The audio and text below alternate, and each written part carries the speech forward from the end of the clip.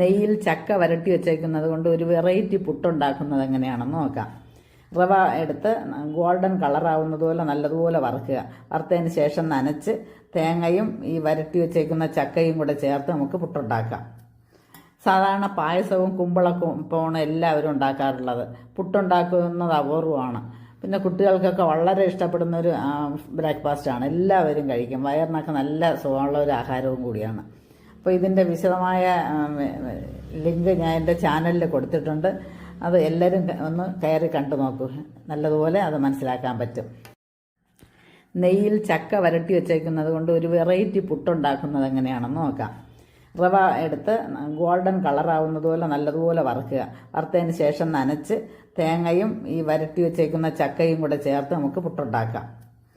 സാധാരണ പായസവും കുമ്പളപ്പമാണ് എല്ലാവരും ഉണ്ടാക്കാറുള്ളത്.